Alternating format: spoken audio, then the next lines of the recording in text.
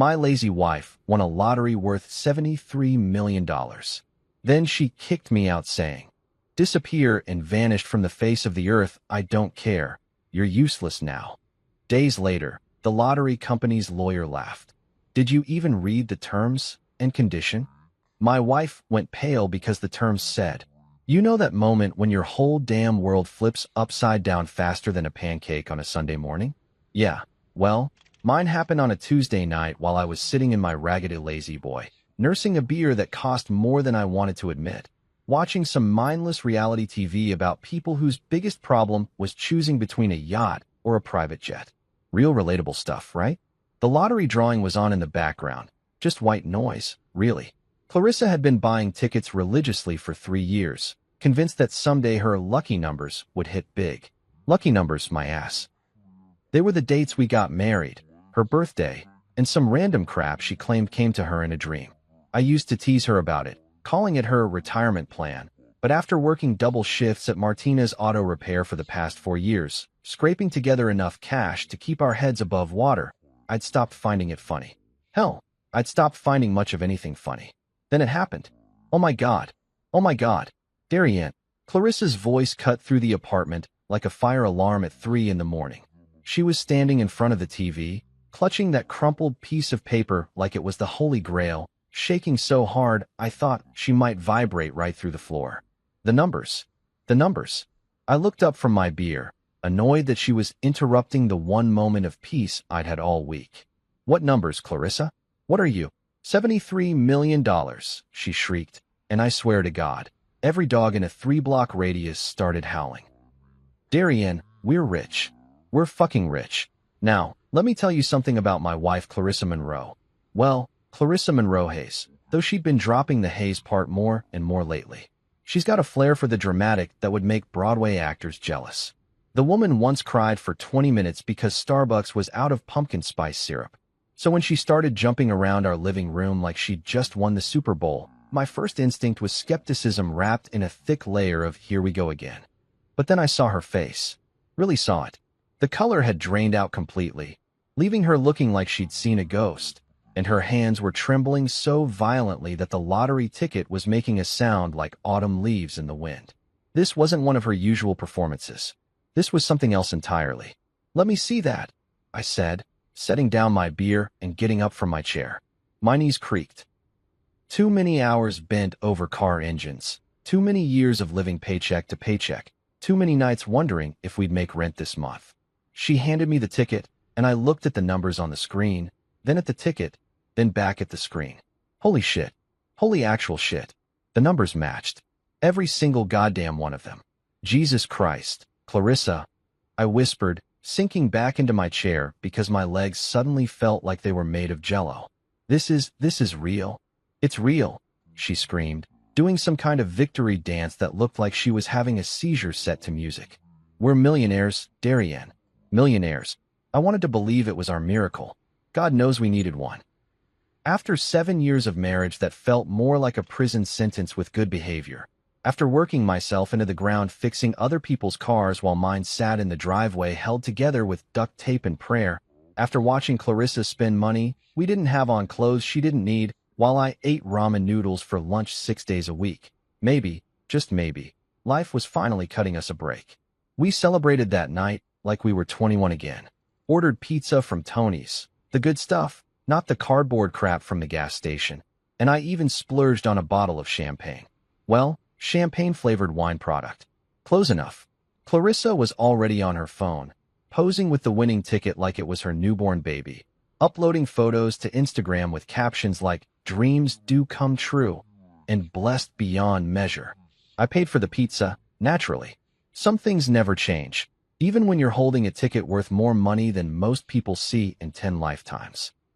That's when I noticed her brother Marcus lurking in the corner like a vulture circling roadkill. The guy had showed up about an hour after Clarissa's Instagram post. Funny how fast news travels when money's involved. He was whispering in her ear, pointing at the ticket, making gestures I couldn't quite read. Something about the way he was smirking made my stomach turn, but I pushed the feeling down. This was supposed to be a celebration, right? Our big break. Our chance to finally stop worrying about every damn dollar. Marcus thinks we should get a lawyer, Clarissa said, glancing over at me with an expression I couldn't quite read. You know, to handle all the legal stuff. Smart, I said, taking a sip of the fake champagne and trying to ignore the fact that it tasted like carbonated grape juice mixed with regret. We'll definitely need help with taxes and investments and all that. Marcus laughed, this low, ugly sound that reminded me of nails on a chalkboard. Oh, there's going to be a lot of changes around here, he said, not looking at me. A lot of changes. I should have paid more attention to that comment. I should have asked what he meant. But I was too busy staring at that lottery ticket, too busy calculating how many double shifts I'd never have to work again, too busy imagining a future where I didn't have to choose between fixing the dishwasher and buying groceries. The doorbell rang around 10 o'clock, and Clarissa's mother Eleanor swept in like she owned the place. Which, given that I'd been paying rent for the past 3 years while Clarissa found herself, wasn't entirely inaccurate. Eleanor Monroe was the kind of woman who wore pearls to the grocery store and perfume that cost more than my monthly car payment. She kissed Clarissa on both cheeks, because apparently regular hugs were for peasants, and immediately started talking about mansions and yachts and European vacations. Not once did she look at me. Not once did she acknowledge the husband who'd been keeping her daughter's lights on and her fridge stocked while she spent her afternoons scrolling through designer catalogs and complaining about how boring her life was. I stood there holding the champagne bottle like some kind of butler, listening to Eleanor plan our future without consulting me about any of it. The first thing you need to do is find a proper financial advisor, Eleanor said, settling into my chair like she'd paid for it. Someone who understands how to handle serious money. Not like those discount brokers who advertise on late-night television. Clarissa nodded eagerly, hanging on every word like her mother was dispensing wisdom from Mount Olympus instead of the same bullshit advice you could get from any financial planning website. What about property? Should we start looking at houses? Houses? Eleanor laughed, the sound sharp enough to cut glass. Darling, with $73 million, you're looking at estates. Compounds. Properties with names, not addresses. I cleared my throat. Maybe we should slow down a bit. You know, take some time to figure out what we really want before we start making big decisions. Both women turned to look at me like I'd just suggested we donate the money to charity and move into a cardboard box. Eleanor's perfectly penciled eyebrows rose so high they nearly disappeared into her hairline. Of course, she said in that tone rich people use when they're pretending to be polite. How thoughtful. But her eyes said something different. Her eyes said I was an obstacle to be removed. I told myself the money might soften her heart. I told myself that once the shock wore off, once we got used to the idea of being wealthy, things would get better between us. I told myself that $73 million was enough to fix whatever had gone wrong in our marriage, enough to make Clarissa look at me the way she used to, back when I was her hero instead of her burden. I was wrong about all of it. But that night, standing in our crappy apartment with pizza grease on my fingers and fake champagne bubbling in my glass, watching my wife pose for selfies with our winning lottery ticket while her mother planned our new life and her brother whispered secrets in the corner. That night, I still believed in miracles. I should have known better. Miracles, it turns out, come with terms and conditions. And I was about to learn them the hard way. 3 days. That's how long it took for my fairy tale to turn into a goddamn horror movie. 3 measly days between, we're rich, honey, and get the hell out of my life. If that's not some kind of record for going from hero to zero, it should be. I woke up that Thursday morning thinking maybe we'd finally talk about our plans like actual married people. You know, sit down with some coffee, maybe even splurge on the good stuff from that fancy place downtown, and figure out how 2 broke-ass nobodies were supposed to handle more money than God. Stupid me, right? I was still operating under the delusion that we existed in Clarissa's vocabulary. The first red flag should have been the fact that she wasn't in bed when I woke up.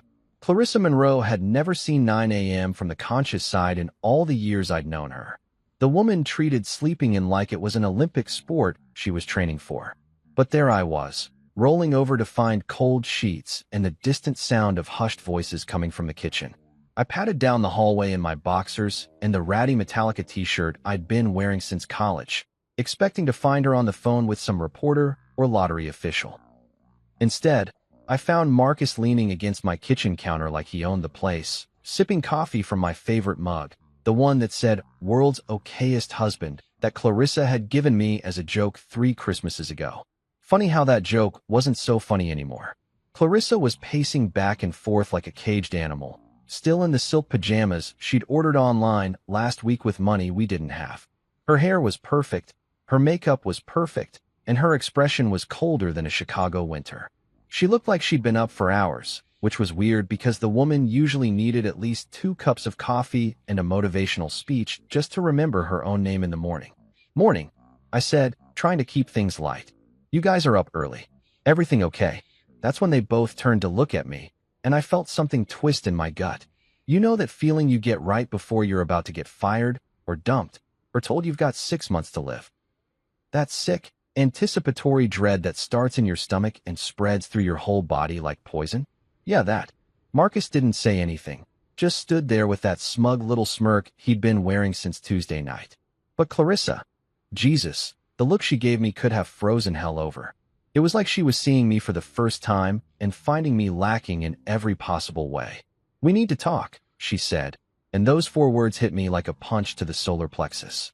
"Okay," I said slowly, glancing between her and her brother. "Should Marcus maybe?" "Marcus is staying," she cut me off. "He's helping me handle some things." "Handle some things.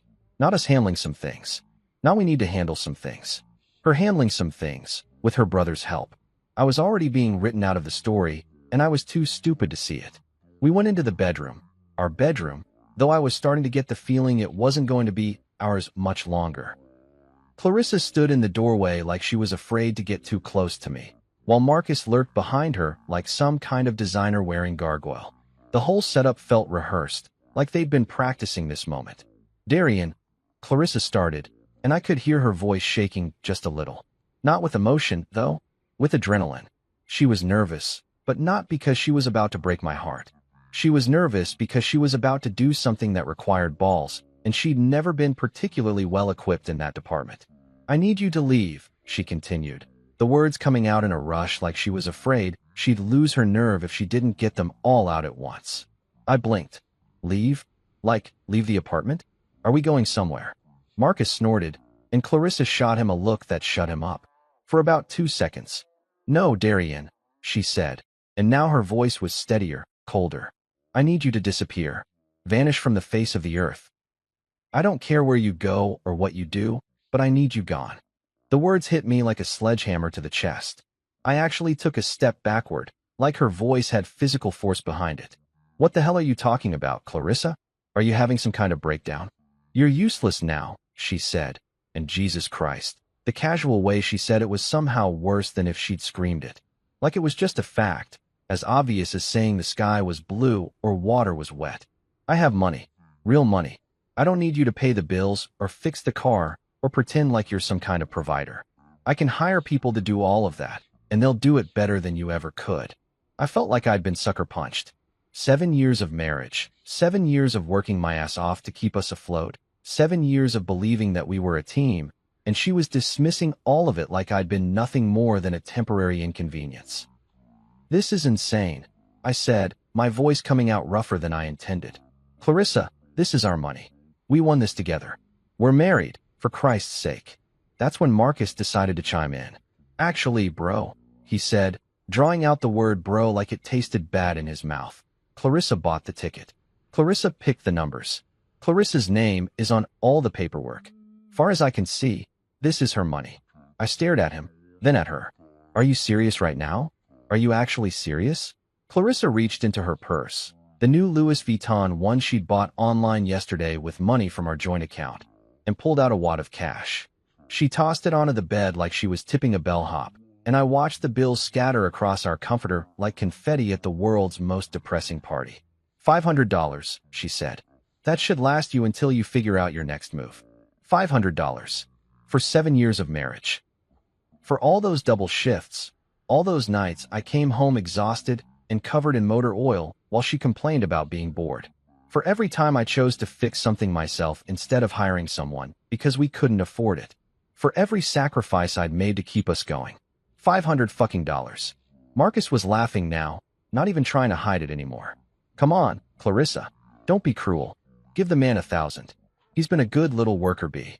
That's when something inside me snapped. You piece of shit, I said, taking a step toward him. You think this is funny? Marcus straightened up, and for a second I thought he might actually try to throw hands. But Clarissa stepped between us, and the look on her face stopped me cold. Don't, she said quietly. Just don't. Take the money and go, Darian. Make this easy on both of us. Easy on both of us. Like I was the one making things difficult by existing in my own goddamn marriage. I looked at her for a long moment, searching her face for any sign of the woman I'd married. The woman who used to steal fries off my plate and laugh at my terrible jokes. The woman who cried during Hallmark commercials and made me watch romantic comedies even though we both knew I hated them. The woman who used to tell me I was her best friend, her partner, her everything. She was gone. Maybe she'd been gone for a while, and I'd just been too blind to see it. Maybe she'd never really been there at all, and I'd just been in love with the idea of her. Either way, the person standing in front of me was a stranger wearing my wife's face. 7 years, I said finally. 7 goddamn years, Clarissa. I know, she said, and for just a second, I thought I saw something flicker in her eyes. Regret, maybe, or guilt, but then it was gone, replaced by that cold, calculating look she'd been wearing all morning. But that's over now. I nodded slowly, because what else was I supposed to do? Fight for a woman who'd already written me off? Beg someone who saw me as useless to let me stick around? Fuck that. I had more pride than that. Not much more, but enough. I started packing while they watched from the doorway. 2 suitcases and a shoebox of photos. That's what 7 years of marriage boiled down to. Pictures of my parents before the car crash that took them both when I was 22. Photos of Clarissa and me from better times, when she still smiled at me instead of through me. A picture of Richard Hayes, the landlord I'd worked for briefly before the auto shop, shaking my hand after I'd fixed his tenant's plumbing emergency. Darian, you're a good man, he told me that day. I'd believed him then. I wasn't sure I believed it anymore. When I zipped up the last suitcase, I turned around to find Clarissa still standing there. She opened her mouth like she wanted to say something, then closed it again. Marcus had disappeared, probably off to celebrate his sister's newfound fortune and single status. Clarissa, I started, but she shook her head. Just go, Darian. Please. So I did.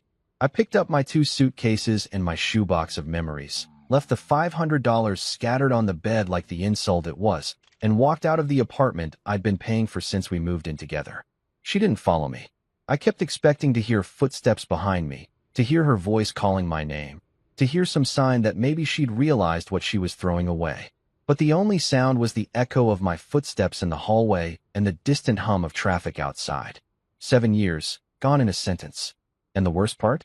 I was starting to think she'd been planning this longer than I wanted to admit. The Sunrise Motel was about as far from actual sunrise as you could get without traveling to the dark side of the moon. The neon sign flickered like it was having a seizure, missing half the letters so it read Sun ISEMOL in sickly pink light that made everything look like it was dying of some exotic disease. The parking lot was cracked asphalt held together by weeds and broken dreams, populated by cars that had seen better decades and a few that looked like they'd been abandoned since the Clinton administration. $45 a night, cash only, no questions asked. That was the deal Ralph offered when I dragged my sorry ass through the door at 11:30 p.m., looking like something the cat had dragged in and then rejected for being too pathetic. Ralph was the kind of guy who'd probably seen every sob story in the book twice and had stopped caring somewhere around the Bush presidency. The first one. How long you staying? He asked without looking up from his newspaper, an actual physical newspaper, like we were living in 1995.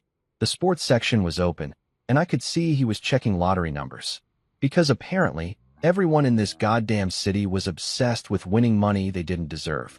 Not sure, I said, sliding 2 20s and a 5 across the counter.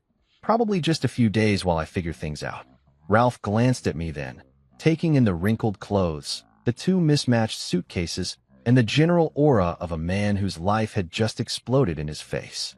He'd seen this movie before. Room 14, he said, handing me a key attached to a plastic diamond that probably cost less than the gas I'd used driving here. Checkout's at 11. Ice machine's busted, vending machine eats quarters, and if you hear screaming from room 12, don't worry about it. Margie just has nightmares. Great. A haunted motel room next to a woman with PTSD. This day just kept getting better. Room 14 was exactly what you'd expect from a place that charged $45 and probably hadn't been updated since the Carter administration. The wallpaper was peeling in strips that looked like dead skin, revealing patches of drywall underneath that were stained with God knows what. The carpet was brown. Not originally, I suspected, but life had a way of making everything brown eventually. It squished slightly under my feet, and I decided I really didn't want to know why. The bed dominated the room like a sagging monument to every broken promise ever made. The mattress had a depression in the middle that suggested the last guest had been roughly the size and weight of a small elephant, and the comforter was one of those generic motel patterns designed to hide stains while simultaneously creating new ones.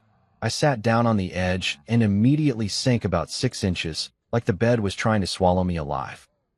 Which, honestly, didn't sound like the worst option at that point. The bathroom was a masterpiece of despair. The shower had more mold than a college dorm room. The toilet rocked when you sat on it, and the mirror was cracked in a spider web pattern that made my reflection look like a cubist painting of depression. I splashed some water on my face and immediately regretted it when I realized the water smelled like sulfur and had a slight brown tint. I lay back on the bed, fully clothed, staring at the ceiling where someone had thoughtfully carved "Life sucks, and then you die" into the acoustic tiles. Probably with a butter knife, judging by the jagged edges. Inspiring stuff. Really set the mood for what was turning out to be the longest night of my life. The walls in this place were about as thick as tissue paper, so I got to enjoy the full surround sound experience of my fellow guests' personal dramas. To my left, some couple was having the kind of fight that starts with accusations about who forgot to buy milk and ends with someone threatening to burn down everything the other person holds dear. To my right, someone was watching what sounded like a game show at full volume, with occasional bursts of applause and some host with an annoyingly cheerful voice asking contestants to come on down. And above me, someone was apparently practicing for the World Bowling Championship using furniture instead of bowling balls. I closed my eyes and tried to imagine Clarissa in whatever 5-star hotel she'd probably booked by now. Probably ordering room service champagne and laughing with Marcus about how easy it had been to get rid of me. Maybe she was already planning her new life. The mansions Eleanor had been talking about, the yachts, the European vacations. Maybe she was on the phone with some real estate agent, describing her dream house without any mention of the husband who'd made it all possible. The husband she'd called useless. That word kept bouncing around my skull like a pinball, hitting every insecurity I'd ever had and lighting them up like a Christmas tree. Useless. After 7 years of working my ass off to keep us afloat, after all those double shifts and side jobs and nights spent fixing everything in our apartment because we couldn't afford to hire someone else. After choosing her happiness over mine so many times I'd forgotten what mine even looked like. Useless. Maybe she was right. What good was I, really? I fixed cars for a living. Not exactly a glamorous profession. I didn't have a college degree, didn't speak multiple languages, didn't know the difference between good wine and the stuff that came in a box. I was just some blue-collar schmuck who'd gotten lucky enough to marry up, and now that she didn't need me to pay the bills, what was the point of keeping me around? My phone buzzed. For a split second, my heart jumped, thinking maybe it was Clarissa calling to apologize, to say she'd made a mistake, to ask me to come home. But it was just a notification from our bank. Sorry, her bank now, letting me know that our joint account had been closed and a new account opened in her name only. Efficient. I had to give her credit for that. I turned off the phone and tossed it onto the nightstand, where it landed next to a Bible that looked like it had been through a war and a laminated card advertising discreet companionship with a phone number that had been partially scratched out. The Bible's pages were yellowed and dog-eared, like a lot of desperate people had been looking for answers in this room over the years. I wondered if any of them had found what they were looking for. The couple next door had moved on from accusations about milk to accusations about infidelity, their voices rising and falling like some twisted opera. The woman was crying now, big sobbing wails that cut through the thin walls like knives. The man was shouting back, his voice slurred with alcohol or exhaustion or both. I found myself listening despite myself, caught up in their drama because it was easier than dealing with my own. At least they were fighting. At least they still cared enough to scream at each other. Clarissa hadn't even bothered to raise her voice when she destroyed my life. She delivered the news like she was reading the weather report, calm, cool, and completely detached from the devastation she was causing. That's when something started gnawing at me. A tiny voice in the back of my head that refused to be silenced by self-pity and cheap motel despair. Something about the whole situation didn't add up. Not the lottery win itself. That was real enough. I'd seen the numbers with my own eyes. But something about the way Clarissa and Marcus had handled everything afterward. The whispering, the secrecy, the rushed timeline. Clarissa had never been one for reading fine print. Hell, the woman couldn't be bothered to read the instructions on a frozen dinner, let alone the terms and conditions on a multi-million-dollar lottery ticket. She was the type who clicked "I agree" without scrolling through anything, who signed contracts without reading them, who bought extended warranties on everything because the salesperson smiled at her. But she'd been waving that ticket around like she owned the world, talking about claiming the money like it was already hers. Never once mentioning terms, conditions, or legal requirements. Never once suggesting we should read through the paperwork together or consult a lawyer about the best way to handle things. Marcus, on the other hand, had shown up awfully fast after her Instagram post. And he'd been whispering in her ear ever since, filling her head with ideas about lawyers and legal stuff and changes. What kind of changes? And why was he so interested in helping his sister suddenly? The same Marcus who'd borrowed $300 from us last Christmas and never paid it back, who only called when he needed something, who'd spent most of our wedding reception hitting on the bridesmaids. I sat up on the Saga mattress, ignoring the way it creaked like a haunted house. That spark of suspicion was growing brighter, cutting through the fog of heartbreak and self-doubt like a lighthouse in a storm. Maybe I was grasping at straws. Maybe I was just looking for some way to make sense of how quickly my life had fallen apart. But something felt wrong about the whole thing. Really wrong. And if there's one thing 7 years of fixing cars had taught me, it's that when something feels wrong, it usually is. You learn to trust that feeling when you're dealing with machinery. That little voice that tells you the engine sounds off, that the brakes feel spongy, that something's not right even when everything looks fine on the surface. Right now, that voice was screaming. I grabbed my phone and turned it back on, ignoring the 17 new notifications from apps I didn't care about. The Lottery Commission had a website. They had rules, regulations, fine print that nobody ever bothered to read. If I was going to spend the night in this hellhole anyway, I might as well do something productive with my insomnia. Outside, the neon sign flickered again, casting pink shadows across the walls like some kind of diseased aurora borealis. The couple next door had finally exhausted themselves, their fight dissolving into the kind of angry silence that's somehow worse than screaming. The game show host was still cheerfully encouraging people to make terrible decisions for money. And I was about to start reading lottery regulations like my life depended on it. Because maybe, just maybe, it did. The next morning, I woke up in that godforsaken motel room feeling like I'd been hit by a truck driven by my own stupidity, then backed over for good measure. My neck was twisted into some kind of pretzel shape from sleeping on what I can only assume was a mattress stuffed with broken dreams and concrete blocks. But for the first time since Tuesday night, I had something resembling a plan. And let me tell you, having a plan when you're living in a place that charges by the hour feels like finding a $20 bill in your old jeans. I counted the crumpled bills in my wallet, $37 and change, which was just enough to get me downtown and maybe grab a cup of coffee that didn't taste like it had been filtered through a gym sock. The bus fare was $2.50 each way, which left me with about $32 to work with. Living large, baby. The ride downtown took 45 minutes through the armpit of the city, past pawn shops and payday loan places and billboards advertising personal injury lawyers with names like Hurt, call Bert. Real classy stuff. I sat in the back, trying not to think about how I'd gone from having a wife and a home to riding public transportation with my worldly possessions stuffed into a backpack that had seen better decades. The State Lottery Commission building was exactly what you'd expect from a government office that dealt with people's dreams on a daily basis.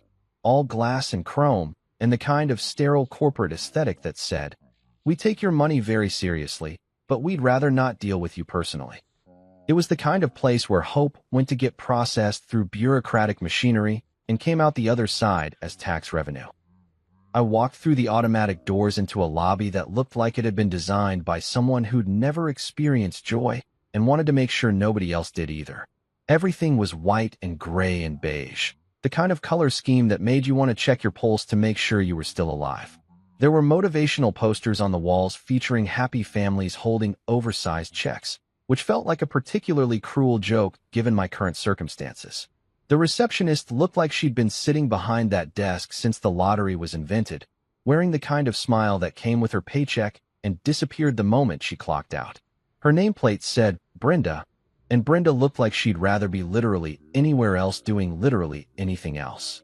Can I help you? She asked in the tone of someone who really hoped the answer was no. I need to see someone about a lottery claim, I said, trying to sound more confident than I felt. My wife won $73 million. Brenda's expression didn't change, which told me she'd heard every sob story in the book and had stopped caring somewhere around the Carter administration. Congratulations. Do you have your claim number? That's the thing, I said, feeling sweat start to gather under my arms despite the Arctic air conditioning. I don't think she filed it correctly. We're married, and I think there might be some legal issues with how she handled the paperwork. Now that got Brenda's attention. She looked up from her computer screen and really saw me for the first time.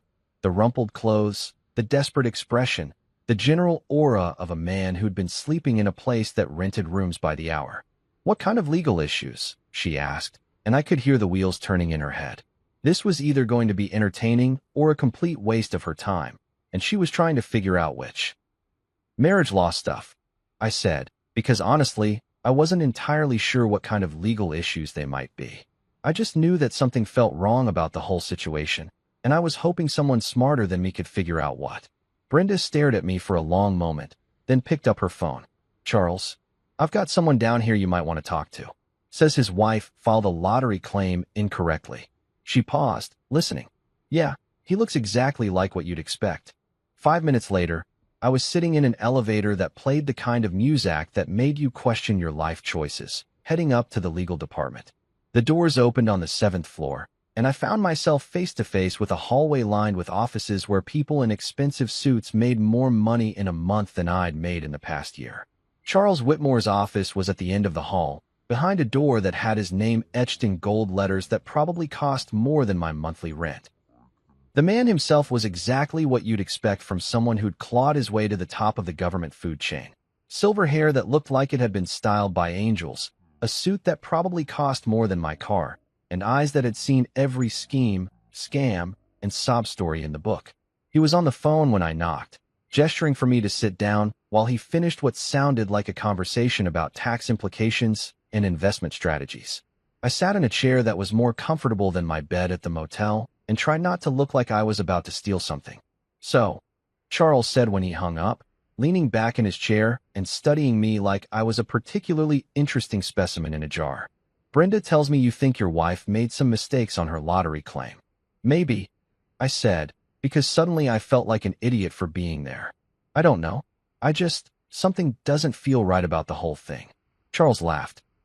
Not a mean laugh, but the kind of laugh that suggested he'd heard this exact story more times than he could count.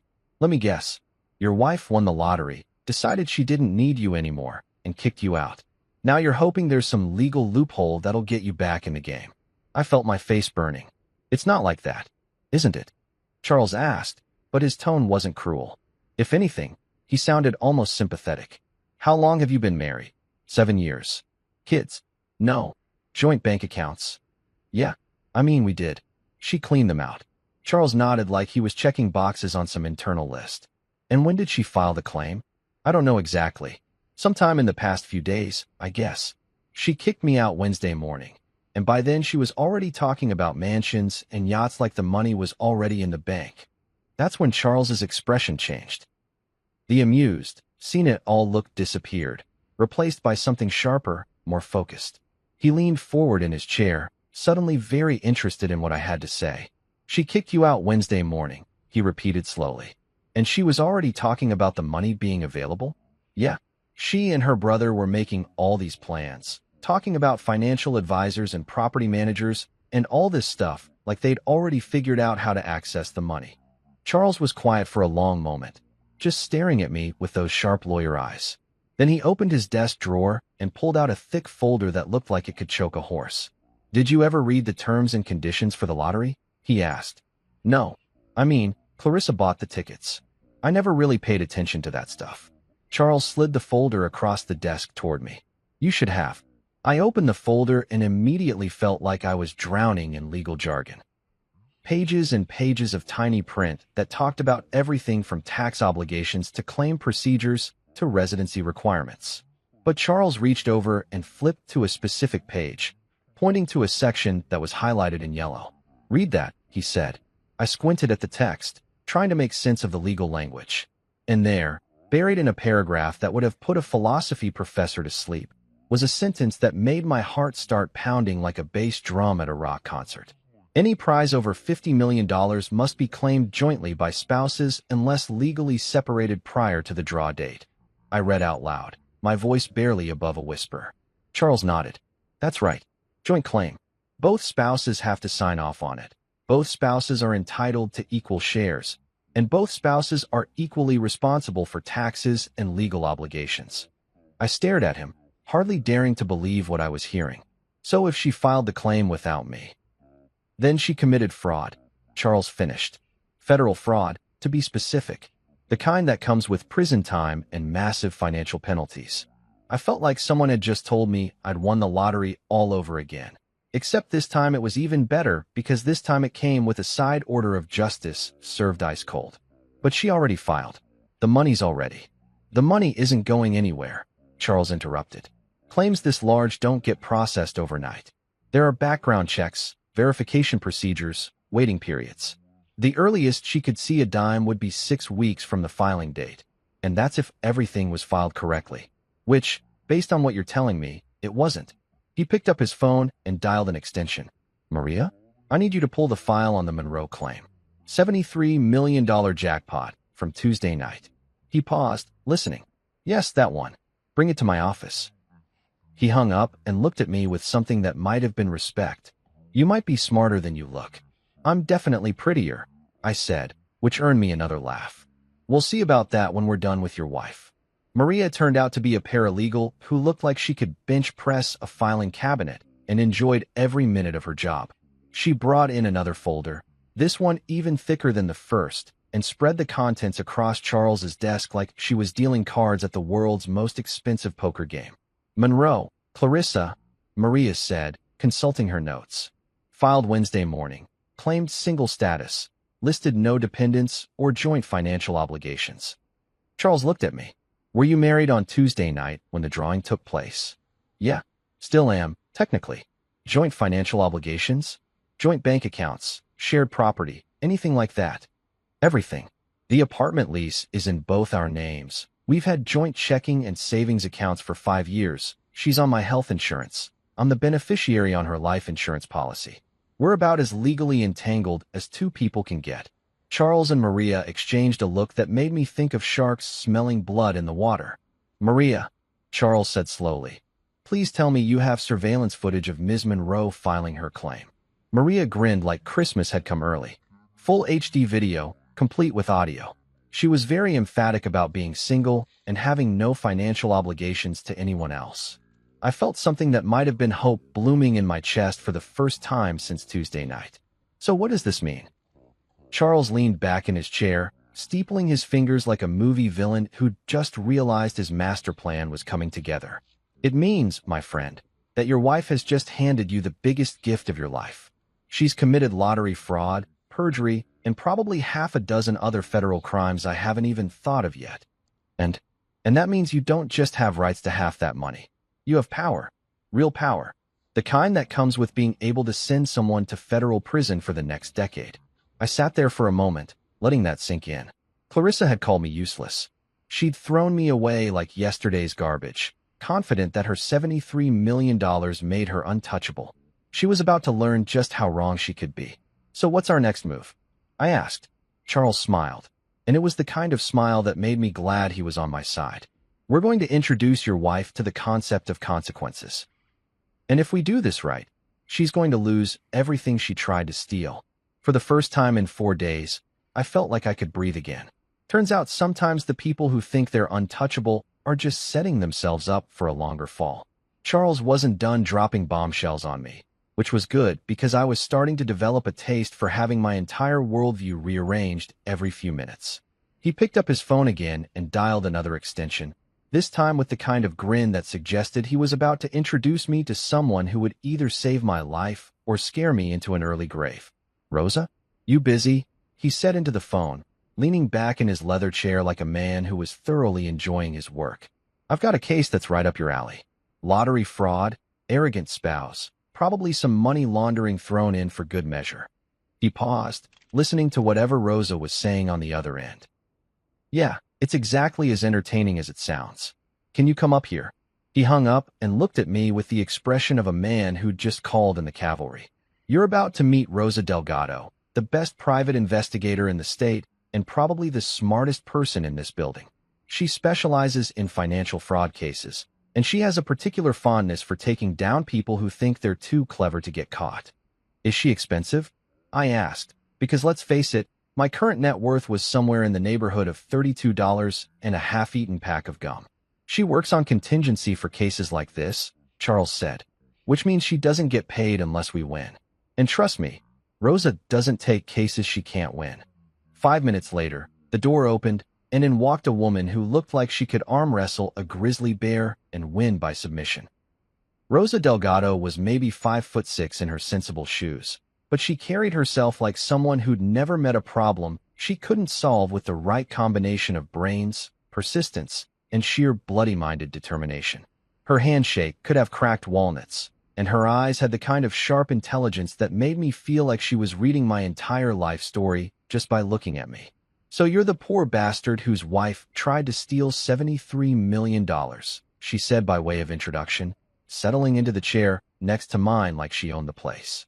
"Charles, fill me in on the basics." "Your wife's an idiot.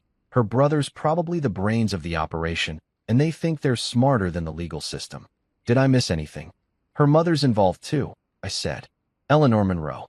She showed up the night we won, already making plans like she was going to be managing the money." Rosa's eyes lit up like I'd just told her Christmas was coming early this year. "A family conspiracy. Even better. The more people involved, the more mistakes they make, and the easier it is to prove intent to defraud." She pulled out a tablet and started typing notes with the speed of someone who'd been doing this for a very long time. "Tell me everything about Tuesday night. Every detail, every conversation, every look that seemed off. People always think they're being subtle when they're planning to screw someone over, but they're usually about as subtle as a brick through a window." So I told her everything. The lottery drawing, Clarissa's reaction, Marcus showing up like he'd been waiting for the call, Eleanor arriving in her pearls and perfume, and immediately taking charge of our financial future. The whispered conversations, the way Marcus kept smirking at me, the way Clarissa started talking about her money instead of our money almost immediately. Rosa listened without interrupting, occasionally nodding or making notes, but mostly just absorbing everything I said like a sponge soaking up water. When I finished, she sat back and looked at me with something that might have been sympathy. "Your wife's been planning this for a while," she said matter-of-factly. "The logistics alone, knowing who to call, what forms to file, how to structure the claim to exclude you, that's not something you figure out in 3 days. She's been thinking about this scenario, probably for months." That hit me like a punch to the gut, because it meant Clarissa hadn't just been waiting for an excuse to leave me. She'd been actively planning for it, fantasizing about a future where I didn't exist. Every time she bought a lottery ticket, she'd been imagining what she'd do when she won, and apparently, what she'd do was throw away 7 years of marriage like it had never happened. "The good news," Rosa continued, "is that arrogant people make stupid mistakes, and your wife seems to have cornered the market on both arrogance and stupidity. Charles showed you the legal requirements for joint claims. Yeah, she had to file jointly, and she didn't, right? But that's just the beginning. If she really filed a false claim, if she really stated she was single and had no financial obligations, then she didn't just break lottery rules. She committed perjury on a federal document, which is a felony punishable by up to 5 years in prison. And if she tries to access that money based on false information, that's wire fraud, which can get you 20 years. Charles leaned forward. "The question is proving intent. We need to show that she knew she was lying when she filed the claim, not that she just made an honest mistake. Oh, that's the easy part, Rosa said with a grin that would have made a shark nervous. Give me 48 hours, and I'll have enough evidence to bury her in court documents. These people always think they're the first ones to come up with these schemes, but they never are, and they never learn from other people's mistakes. She stood up and started pacing around the office like a general planning a military campaign. First, I'm going to pull all the surveillance footage from the Lottery Commission. Every camera, every angle, every second of your wife filing her claim. If she looked nervous, if she hesitated when answering questions, if she had coaching materials with her, I'll find it. What kind of coaching materials? I asked. Notes, printouts of legal advice, text messages with instructions from her brother. Trust me, amateurs always leave a paper trail. They can't help themselves. She made another note on her tablet. Second, I'm going to pull her bank records for the past 6 months. If she's been planning this, there will be evidence. Payments to lawyers, research into lottery law, maybe even practice runs with smaller amounts. Charles nodded approvingly. What about the brother and mother? Oh, they're next on my list. Marcus Monroe has a business degree but no visible means of income, which tells me he's either trust fund trash or he's working angles that won't look good under scrutiny. And Eleanor Monroe. Rosa paused to check something on her tablet. Eleanor Monroe has a history of litigation against family members. 3 separate inheritance disputes in the past 10 years, all settled out of court. She's got a pattern of trying to manipulate family money, and patterns are exactly what prosecutors love to see. I felt like I was watching a master class in how to destroy someone's life in the most legally satisfying way possible. How long will all this take? The initial investigation? Like I said, 48 hours for the basics. But here's the thing. We don't want to just prove she committed fraud. We want to prove she committed fraud while also being stupid enough to leave evidence everywhere. The more evidence we have, the stronger our position when it comes time to negotiate. Negotiate what? I asked. Charles and Rosa exchanged a look that made me think of wolves deciding how to divide up a particularly juicy deer. Your wife stole $73 million, Charles said. But fraud cases can tie up assets for years while they work their way through the court system. If we play this right, we can get her to agree to a settlement that gives you everything you're entitled to plus damages, in exchange for not pursuing criminal charges that could send her to federal prison. So I get the money and she stays out of jail? If she's smart, yes. If she's stupid, Rosa shrugged. Well, federal prison food isn't that bad, I hear. My phone buzzed with a text message. I glanced at it and felt my blood pressure spike about 50 points. It was from an unknown number, but the message was clear enough. Saw the news about your lottery win. When can we expect to see you and your beautiful wife on TV for the winner's interview? I showed the message to Charles and Rosa. Rosa read it and started laughing. Not a pleasant laugh, but the kind of laugh that suggested someone was about to have a very bad day. Your wife's been doing interviews? She asked. I don't know. I've been staying at a motel, trying to avoid reporters. Rosa was already typing on her tablet. Let's see what the internet has to say about Clarissa Monroe, lottery winner. Her fingers flew across the screen for about 30 seconds. Then she stopped and grinned like she'd just found buried treasure. Oh, this is even better than I hoped. She turned the tablet around so Charles and I could see the screen. There was Clarissa, standing in front of our apartment building, being interviewed by a local news crew. She was wearing the new outfit she'd bought online, probably with money from our joint account, and holding up the winning lottery ticket like it was the Declaration of Independence. I've always believed that hard work and positive thinking pay off, she was saying to the reporter, with the kind of sincere expression that actors spend years learning to fake. This money is going to change my life completely.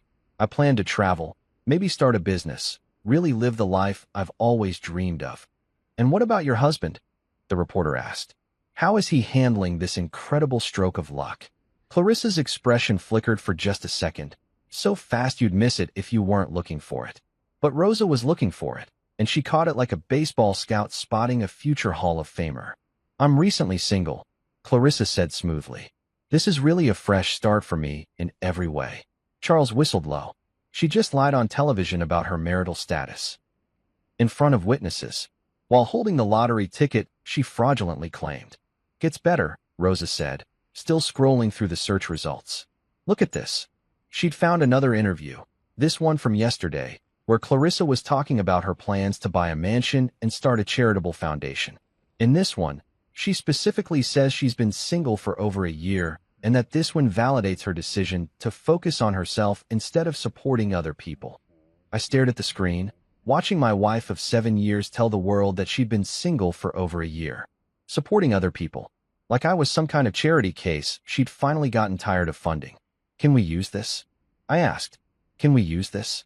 Rosa repeated, looking at me like I'd just asked if water was wet. Darian, your wife just committed perjury on camera, in front of thousands of witnesses, while providing clear evidence of her intent to defraud the lottery system. This isn't just evidence. This is a prosecutor's wet dream. She stood up and started gathering her things. I'm going to get started on this right now. Charles, can you pull the original claim documents and get them copied for me? Already on it, Charles said, reaching for his phone. Rosa headed for the door, then stopped and turned back to me. Darian, I want you to do exactly what you've been doing. Stay at the motel, keep a low profile, don't contact your wife or her family. Let them think they've won. Let them get comfortable. The more confident they get, the more mistakes they'll make. And then, she grinned, and I finally understood why Charles had looked so pleased when he called her. And then we're going to teach your wife that stealing $73 million is easy. Keeping it when you've broken half a dozen federal laws in the process? That's the hard part. After she left, I sat in Charles's office for another hour, going over the legal implications of everything we'd discovered. By the time I left, my head was spinning with terms like criminal conspiracy and asset forfeiture and federal sentencing guidelines. But for the first time since Tuesday night, I felt like I wasn't fighting this battle alone. Clarissa had called me useless, but she'd forgotten one important thing. Sometimes the people you throw away know exactly where all the bodies are buried. And sometimes they're friends with people who know how to dig them up. 5 days. That's how long it took for Clarissa to go from kicking me out of our crappy apartment to living like some kind of discount royalty in a mansion that probably cost more per month than I'd made in the past year. Rosa had been tracking her every move through social media, bank records, and what I can only describe as professional-grade stalking, so I knew exactly where to find her when Charles finally gave me the green light. The house was in Belmont Hills, the kind of neighborhood where people had names like Thurston and Muffy, and thought poor people were just rich people who weren't trying hard enough. It was one of those modern monstrosities with more glass than a greenhouse and enough marble to supply a small cemetery. The kind of place that screamed, I have money and I want everyone to know it, in architectural form. I stood at the front door holding Charles's injunction in one hand and a set of keys in the other. Keys that had been issued by court order after Rosa's investigation had turned up enough evidence to choke a horse. My heart was pounding like I'd just run a marathon, but for the first time in a week, it wasn't from despair. It was from anticipation. The doorbell played some kind of classical music that probably cost more than my monthly rent. Through the glass, I could see Clarissa pacing around what looked like a living room the size of a basketball court, gesticulating wildly while talking on her phone. She was wearing clothes I'd never seen before, designer stuff that probably cost more than my car. When she saw me through the glass, her face went through about 6 different expressions in 2 seconds flat. Surprise, confusion, anger, and finally settling on the kind of rage usually reserved for people who'd just been told their favorite TV show had been canceled. She yanked open the door so hard I thought she might pull it off its hinges. What the hell are you doing here, Darian? Living in my house, I said, pushing past her into the foyer that was roughly the size of our old apartment. She followed me, sputtering like a broken lawn sprinkler. Your house? Are you insane? This is my house. I'm renting it with my money. Actually, I said, pulling out the injunction, according to this court order, it's our house. Rented with our money. You know, the money you try to steal from me. The phone call she'd been having apparently involved screaming at some jeweler about a custom necklace, because I could hear a tiny voice on the other end saying something about payment processing issues and declined transactions. That's when it happened. The beautiful, perfect moment I'd been waiting for all week. I'm sorry, ma'am. The voice on the phone said, loud enough for me to hear, but your credit card has been declined. All of your credit cards, actually, and your bank accounts appear to be frozen.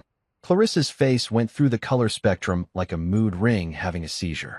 Red to white to green, and back to red again. She looked at her phone like it had just told her the world was ending. "You're lying," she whispered into the phone. "Check again. Check all of them." But I was already opening the folder Charles had given me, pulling out copies of the court orders that had frozen her accounts, her credit lines, and basically every financial resource she thought she had access to. Rosa had been busy, little B, and her investigation had given the court everything they needed to lock down Clarissa's fraudulent empire faster than you could say federal crime. "Clarissa," I said, trying to keep my voice level even though I wanted to do a victory dance on her marble floors, "we need to talk." She hung up the phone and turned to look at me with the kind of expression you'd see on someone who'd just realized they were standing in a minefield. "What did you do?" "I didn't do anything," I said, which was technically true. "You did this all by yourself when you decided to commit lottery fraud." That's when she started laughing.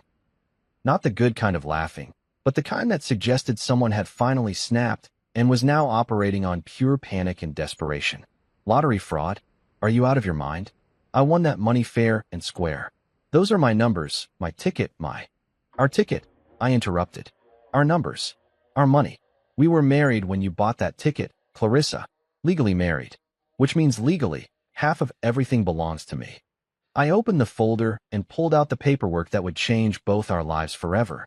Copies of her claim forms where she'd sworn under penalty of perjury that she was single. Screenshots of her Instagram posts bragging about her single life and my lottery winnings. Bank records showing her attempts to move money into accounts I had no access to. "You signed documents stating you were single," I said, laying them out on her fancy glass coffee table like I was dealing cards. "You lied to federal officials about your marital status. You tried to defraud me out of my legal share of the winnings." Her hands were shaking so badly now that she couldn't hold the paper steady.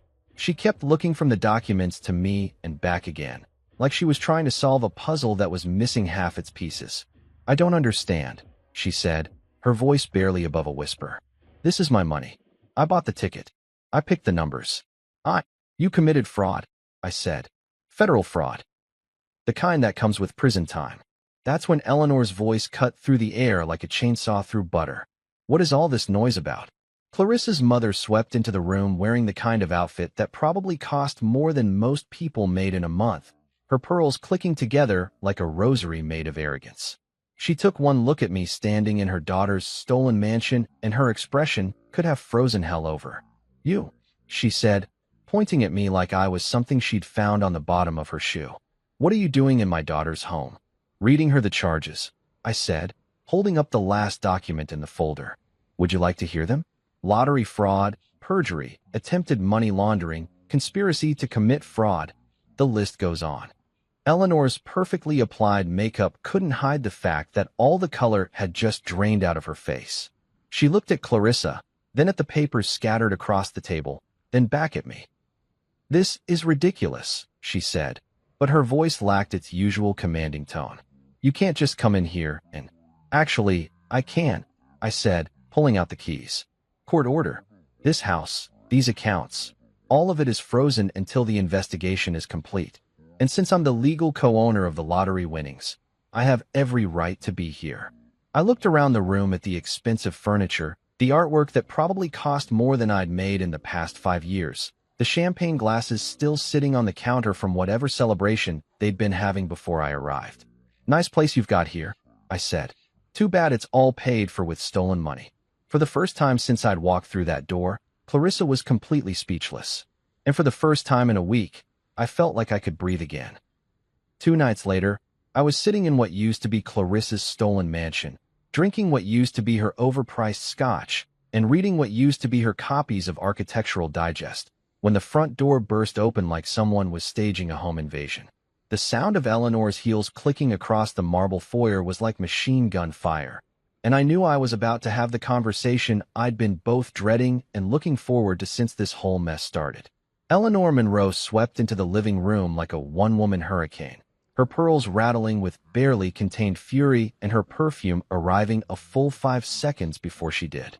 Behind her, Clarissa skulked like a scolded teenager who'd been caught shoplifting and was hoping her mommy could make all the bad consequences go away.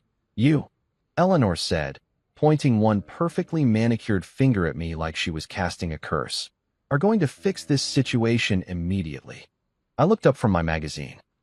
An article about sustainable kitchen designs that cost more than most people's cars, and tried not to smile. The past 48 hours had been a masterclass in watching privileged people discover that money couldn't actually solve every problem, especially when that money had been obtained through federal crimes. "Evening, Eleanor," I said, taking a sip of scotch that probably cost more per ounce than I used to make per hour. "Nice to see you too.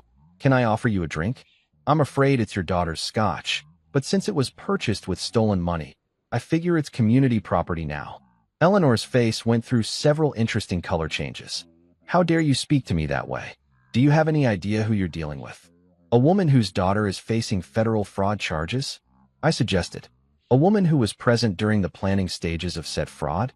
A woman who might want to start thinking about hiring a good criminal defense attorney." That got her attention. Eleanor had always been the kind of person who thought rules were suggestions that applied to other people, but the word criminal seemed to penetrate even her titanium-plated sense of entitlement. Clarissa finally found her voice. "Mother, maybe we should." "Quiet," Eleanor snapped, not taking her eyes off me. "Adults are talking." She reached into her purse, a bag that probably cost more than I used to make in 3 months, and pulled out a checkbook bound in leather that looked like it had been harvested from unicorns. The kind of checkbook that belonged to people who paid for things like politicians and Supreme Court justices. $2 million, she said, placing the checkbook on the coffee table with the ceremony of someone laying down a royal flush. "To make this whole misunderstanding disappear." I looked at the checkbook, then at her, then back at the checkbook. "Misunderstanding. That's what this is," Eleanor said, her voice taking on the tone of someone explaining basic mathematics to a small child. "A misunderstanding that got blown out of proportion. Clarissa made some paperwork errors, you overreacted, and now we need to fix it before it becomes a real problem." I picked up the checkbook and opened it. The balance showed more zeros than I was comfortable counting. Old money. The kind of money that had been accumulating interest since before the Civil War and buying influence since before electricity was invented. $2 million, I said thoughtfully. "That's a lot of money, Eleanor." For the first time since she'd stormed in, she looked relieved. "It certainly is. More money than you've ever seen, I'd imagine. Enough to set you up for life, buy a nice house, maybe start that business you've always talked about." The problem was, I never talked about starting a business. Eleanor was making the classic rich person mistake of assuming that everyone else's dreams involved money, because money was the only thing she understood. I tore the check in half. Eleanor's mouth fell open like someone had just told her the stock market had been canceled. What are you doing?" "Rejecting your bribe," I said, dropping the pieces into the empty scotch glass. "Let me make this clear, Eleanor. Your daughter didn't make a paperwork error. She committed fraud. Federal fraud. The kind that comes with prison time and orange jumpsuits." Eleanor's hands were shaking as she wrote another check. $5 million, she said, her voice higher now, more desperate. $5 million to walk away and forget any of this ever happened. I took that check and tore it up too. The sound of expensive paper ripping seemed to echo through the room like thunder. "Are you insane?" Eleanor shrieked. "Do you have any idea what you're throwing away? Do you have any idea what you're trying to cover up?" I shot back. "Your daughter tried to steal $36.5 million from me. She lied to federal officials. She documented her crimes on social media like she was proud of them. And you think a few million in hush money is going to make that disappear?" That's when Eleanor's mask finally slipped completely. The polite, condescending tone disappeared, replaced by something uglier, more desperate, and infinitely more dangerous. "You stupid little man," she hissed, leaning forward like a snake preparing to strike. "You have no idea who you're dealing with. My family has connections in this city that go back generations. We have friends in government, friends in law enforcement, friends in places you can't even imagine." She stood up and began pacing around the room like a caged animal, her heels clicking against the marble with increasing agitation. "We can make your life disappear," she continued, her voice getting louder and more unhinged with each word. "Tax audits that go on for years. Building inspections that find violations you never knew existed. Background checks that discover irregularities in your employment history. We can bury you so deep in legal problems that you'll spend every penny of that lottery money just trying to stay out of prison. Clarissa was staring at her mother with something that might have been horror. Mother, maybe you shouldn't. Shouldn't what? Eleanor snapped. Shouldn't protect my family from this parasitic little gold digger who's trying to destroy our lives. She turned back to me, her eyes blazing with the kind of fury that comes from a lifetime of getting her way and suddenly discovering that the universe doesn't actually revolve around her bank account. That lottery money will rot in court for years before you ever see a penny of it, she snarled. We'll tie it up in litigation until you're too old to spend it. We'll challenge every document, question every signature, appeal every ruling. By the time we're done with you, the legal fees alone will bankrupt you. For a moment, just a moment, doubt crept into my mind. What if she was right? What if people with her kind of money and connections really could make the legal system work for them? What if I was just a naive working-class schmuck who'd stumbled into a game I didn't understand? But then I remembered Charles Whitmore's confident smile and Rosa Delgado's predatory grin. I remembered the stack of evidence they'd compiled, the surveillance footage, the social media posts, the financial records. Most importantly, I remembered the law, clear, ironclad, and completely on my side. You know what, Eleanor? I said, standing up and walking to the window that overlooked her daughter's stolen paradise. You're absolutely right about one thing. You do have friends in high places. The problem is, federal lottery fraud is prosecuted by the FBI, not your local buddies. I turned back to face her, and for the first time in this entire conversation, I felt completely calm. Charles Whitmore has been dealing with people like you for 30 years, I continued. Rosa Delgado has put millionaires in federal prison for less than what your daughter did. And the beautiful thing about federal court is that your country club connections don't mean shit when you're standing in front of a judge who's sworn to uphold the law. Eleanor's face had gone completely white under her expertly applied makeup. You're making a mistake, she said, but the fight had gone out of her voice. A terrible mistake. No, I said. Your daughter made the mistake. You made the mistake by trying to cover it up. And now you're both going to live with the consequences. I walked to the front door and held it open. I think it's time for you to leave, Eleanor. And don't bother coming back with another checkbook. The next time we see each other, it'll be in federal court. As they walked past me toward the door, Eleanor paused and looked at me one last time. You'll regret this, she said quietly. I promise you that. Maybe, I said, but not as much as your daughter's going to regret lying to the FBI. After they left, I poured myself another glass of scotch and sat back down in the living room that would probably be mine for the foreseeable future.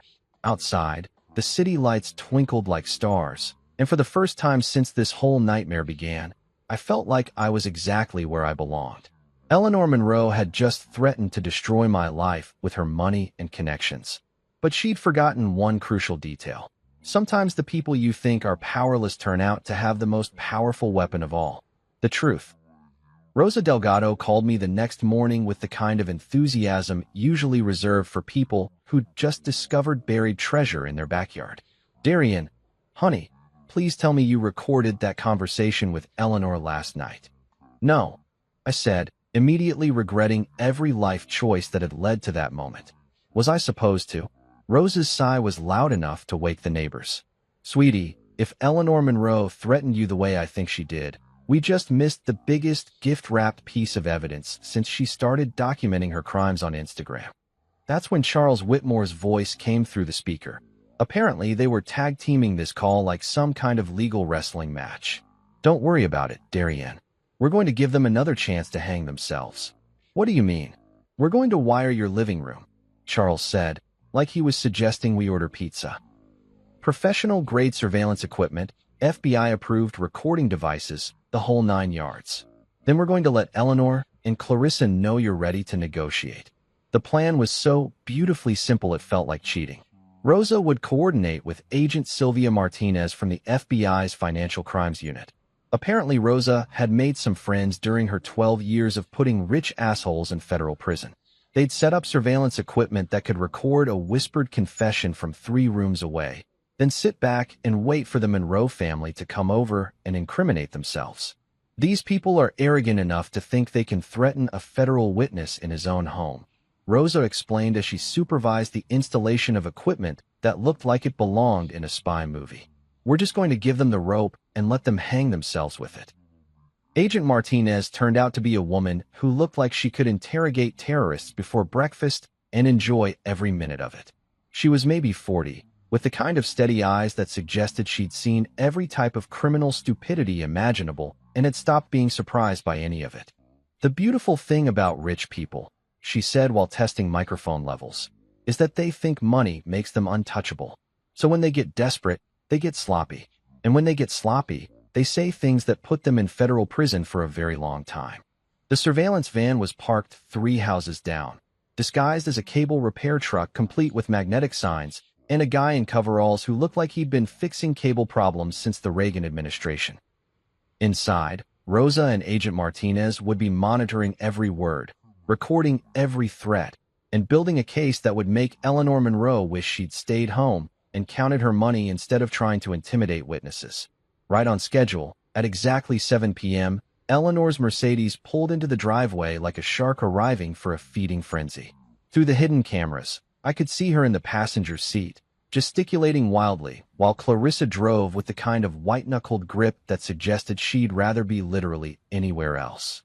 They came to the door carrying a briefcase that probably cost more than my old car, and Eleanor was wearing the kind of expression that suggested she was about to negotiate the purchase of a small country. "Darian," Eleanor said when I opened the door, her voice dripping with fake sweetness, "we need to talk."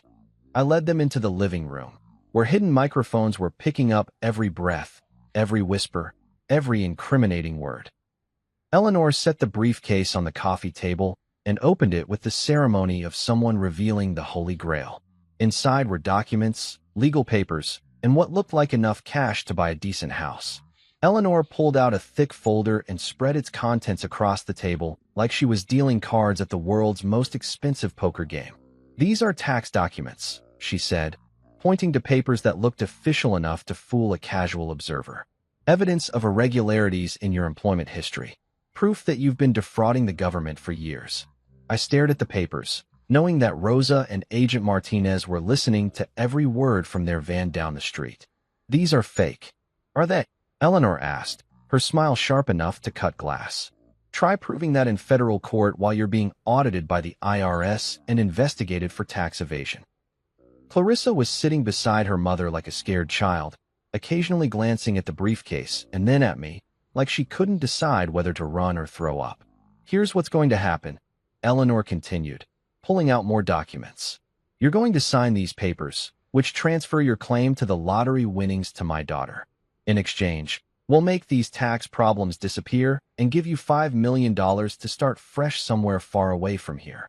She leaned forward, her perfume choking me, her eyes cold as winter. "Take the money, Darian. Take it and disappear before we make your life a living hell. And if I don't," Eleanor's mask finally dropped completely, "then we'll destroy you. We have friends in the IRS, friends in law enforcement, friends who can make sure you spend the next decade fighting charges that will bankrupt you and ruin your life. That lottery money will sit in court while you rot in federal prison for tax evasion." She stood up and walked around the coffee table until she was standing directly over me, her voice dropping to a whisper that the hidden microphones captured perfectly. "We'll make sure your life is ruined," she hissed. "Your credit, your reputation, your freedom, we'll take it all away from you. By the time we're done, you'll be begging us to take the lottery money just to make the pain stop." That's when the front door burst open and Agent Martinez walked in wearing an FBI jacket and the kind of smile that suggested Christmas had come early. "Eleanor Monroe," she said, holding up her badge, "you're under arrest for extortion, witness intimidation, and conspiracy to commit fraud." The sound of handcuffs clicking was like music to my ears. Eleanor's face went from predatory confidence to absolute terror in less than 2 seconds, while Clarissa just sat there making sounds like a broken air conditioner. "You set us up," Eleanor whispered as Agent Martinez read her rights. "Actually," I said, watching as more FBI agents filed through the door, "you set yourselves up. I just gave you the stage to perform on." As they led Eleanor and Clarissa away in handcuffs, Rosa poked her head through the door and grinned at me like a proud parent watching their kid graduate from college. Not bad for a guy who used to fix cars for a living, she said. You just helped us record enough evidence to put these people away for the next decade. For the first time since this whole nightmare started, I felt like I could finally breathe again. The federal courthouse looked like the kind of building where justice wasn't just served. It was delivered with a side of marble columns and enough gravitas to make even hardened criminals reconsider their life choices. I sat in the gallery behind the prosecution table, watching Charles Whitmore and Agent Martinez prepare to destroy what remained of the Monroe family's dignity with the efficiency of a surgical strike team. 3 months had passed since the arrests. 3 months of watching Clarissa and Eleanor's legal team try to build a defense out of smoke, mirrors, and increasingly desperate motions to dismiss. Their lawyer, some overpaid suit named Hamilton Prescott III, looked like he'd rather be defending anyone else for anything else, including war crimes and puppy theft. Clarissa sat at the defendant's table wearing an orange jumpsuit that clashed spectacularly with her complexion, while Eleanor wore the kind of designer outfit that cost more than most people's cars, but couldn't hide the fact that she'd aged about 10 years in 3 months. Both of them kept glancing back at me like they were hoping I'd spontaneously combust and solve all their problems. The judge, the Honorable Patricia Chun, had the kind of reputation that made defense attorneys wake up in cold sweats. She'd been putting white-collar criminals behind bars for 20 years and had apparently never met a fraud case she couldn't see through like plastic wrap.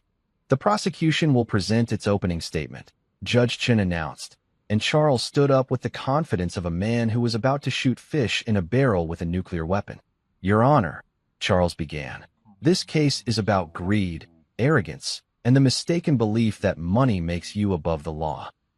The defendants didn't just commit lottery fraud, they documented it, celebrated it, and when caught, tried to threaten their way out of it. He gestured toward a screen where Rosa had compiled a greatest hits collection of Clarissa's Instagram posts. There she was, posing with the lottery ticket and declaring herself single and winning. There she was again, celebrating with her real family after kicking out her toxic husband. And there she was signing papers for her single-girl mansion with money she'd obtained through fraud. The defendants created a digital evidence trail, Charles continued, that reads like a how-to guide for committing federal crimes. Then came the recordings from the night Eleanor had tried to bribe and threaten me. The jury listened in fascination as Eleanor's voice filled the courtroom, clear as a bell, threatening to destroy my life unless I signed away my legal rights to the lottery winnings. We'll make sure your life is ruined, Eleanor's recorded voice promised. Your credit, your reputation, your freedom, we'll take it all away from you. One juror actually shook her head in disgust. Another looked like he was taking notes for his memoir titled, Rich People Are Terrible. Hamilton Prescott III stood up for the defense looking like a man who'd been asked to perform brain surgery with a butter knife. His opening statement was a masterpiece of desperation disguised as legal strategy. Ladies and gentlemen of the jury, he began, my clients made mistakes. Paperwork errors. Misunderstandings about complex legal requirements. But mistakes are not crimes, and misunderstandings are not conspiracy. It was like watching someone try to explain away a bank robbery by calling it an unauthorized withdrawal with aggressive customer service issues. The prosecution's case took 2 days to present and felt like watching a perfectly choreographed demolition. Rosa testified about the financial evidence. Agent Martinez explained the surveillance operation, and Charles walked the jury through federal lottery law with the patience of a kindergarten teacher explaining why we don't eat crayons. The defense case took about 4 hours and consisted mainly of character witnesses who testified that Eleanor had always been a pillar of the community and Clarissa had never intentionally hurt anyone. It was like trying to stop a freight train with a strongly worded letter. During cross-examination, Charles destroyed their expert witness, some consultant who tried to argue that the lottery forms were ambiguously worded, so thoroughly that the man looked like he wanted to change his name and move to another country. But the moment that really sealed their fate came when Clarissa took the stand in her own defense. Against her lawyer's obvious wishes, she tried to explain how she'd misunderstood the requirements for filing lottery claims. I thought that since I bought the ticket with my own money, she said, it was my lottery ticket. Charles stood up for cross-examination with the expression of a shark who'd just spotted a wounded seal. Mrs. Monroe Hayes, he said, emphasizing the hyphenated name. You were married to Mr. Hayes on the night of the lottery drawing, correct? Yes, but... And you used money from your joint bank account to purchase the ticket? Well, technically, but... And when you filed your claim, you checked the box marked single, correct? I was confused about. Mrs. Monroe Hayes, did you or did you not check the box marked single while legally married to my client? Clarissa looked at her lawyer, who was making the kind of face people make when they're watching a car accident in slow motion. Yes, she whispered. I'm sorry, could you speak up for the jury? Yes. Clarissa snapped. Yes, I checked the single box. But I didn't know it was illegal. Charles smiled. Thank you.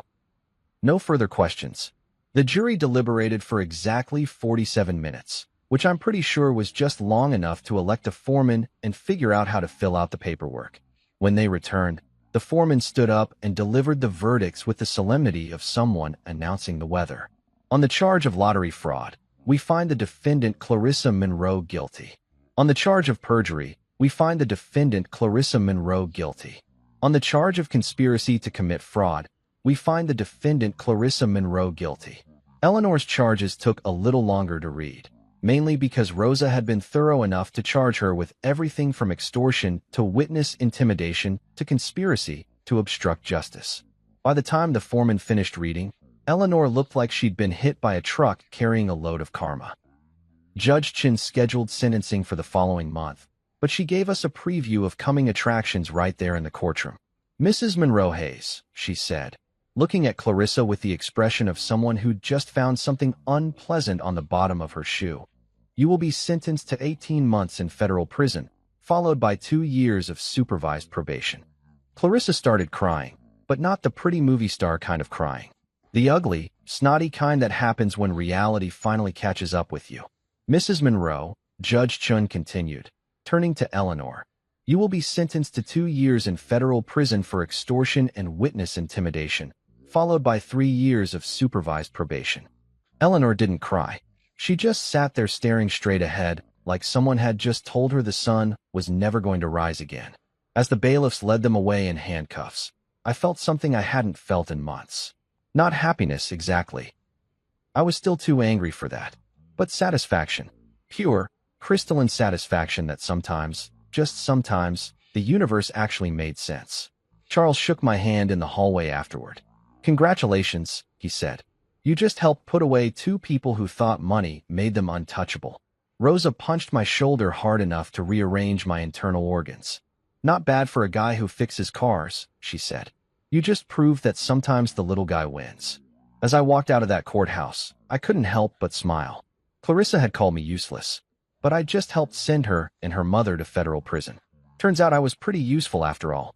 6 months later, I stood on the balcony of what used to be Clarissa's stolen mansion, watching the sunset paint the city in shades of gold and redemption. The house was officially mine now. Court-ordered restitution for emotional distress and legal fees. Turns out federal judges don't appreciate lottery fraud, especially when it's documented on Instagram like a how-to guide for idiots. The mansion had been transformed from Eleanor's gaudy monument to excess into something that actually felt like home. Gone were the crystal chandeliers that looked like they'd been stolen from Liberace's garage sale. Gone were the marble statues of cherubs that seemed to judge you for existing. In their place was furniture you could actually sit on without feeling like you were defiling a museum exhibit. But the real transformation wasn't in the house. It was in what I'd done with the money. The Monroe Foundation for Fair Play occupied 3 floors of a downtown building that had once housed a payday loan operation. The irony wasn't lost on me. Charles Whitmore served as our legal counsel, Rosa Delgado ran our investigations department, and I got to play the role I'd always been best at, the guy who fixed things that were broken. We'd helped Grace Bennett, a widow whose in-laws had tried to steal her husband's life insurance money through forged documents. We'd taken on the Ortiz family, whose siblings had used fake signatures to steal their childhood home. Every case reminded me of that night Clarissa had looked me in the eye and called me useless. The mail still brought weekly letters from Clarissa, pathetic, rambling apologies that started with, "I've had time to think," and ended with, "I know we can work this out." I'd stopped reading them after the 15th one. Some mistakes don't get do-overs, and federal fraud is definitely one of them. Eleanor's letters were shorter and infinitely more entertaining. Demands for forgiveness from someone who'd once offered me $5 million to disappear. The woman who'd threatened to destroy my life was now begging for my mercy from a federal prison cell. I kept them in a folder labeled "Karma is a Beautiful Thing." Every evening, I did exactly what I was doing now.